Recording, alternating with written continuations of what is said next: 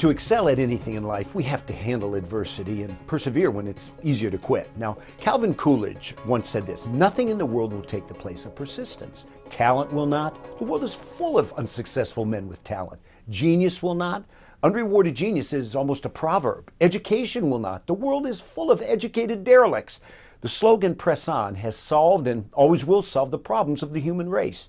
Now, 2,000 years ago, Jesus told a parable about a sower and planting seed, and he said success came by persevering. Now, my career spans about 43 years in vocational ministry. I've written 9 books, a bestseller, spoke to NFL, professional teams, crowds of people, 25,000 at a time. I'm not boasting, but I want you to know I've had to persevere through multitudes of setbacks, betrayals, financial reversals, physical problems. I've even lost the sight in one of my eyes.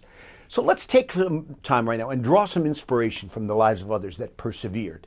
How about Howard Schultz, the CEO of Starbucks? He founded the corporation in '71, but 16 years later, the company had fewer than 10 stores. Today, they have 18,000 stores, over 60 countries, more than 200,000 employees, but he persisted. Stephen Jobs, he was an orphan. He was adopted. He worked on electronics in a garage. He dropped out of college, and then he spent 10,000 hours preparing for making the Apple computer. Later, he was even fired, but he persevered. How about Meryl Streep? She's sometimes called the best actress alive. "Why do you send me this pig? She is so ugly." Blah! That's what the director said when she came for her first audition. But today, what? She has 3 Academy Awards, 16 Oscar nominations, and 23 Golden Globe nominations. Now, not too long ago, a dad found his children were bored with the Bible. They didn't want to listen, so he thought, maybe if I paraphrase it, they'd listen. So he persevered in paraphrasing the Bible for more than 16 years to make it readily understandable. He was barely able to speak for almost 15 of those years. He was rejected when he was done by 5 publishers.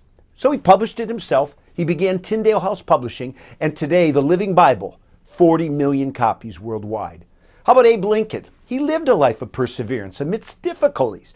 In 1831, he failed in business, and then almost every year after, he was defeated for legislature, failed in business. His sweetheart died. He suffered a nervous breakdown. He was defeated for speaker, defeated for elector. He was defeated for Congress again, defeated for Senate, defeated for vice president. Again, he was defeated for the Senate.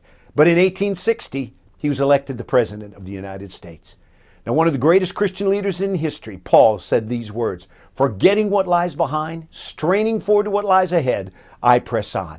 If you've been tempted to quit, are you ready to get back in the race?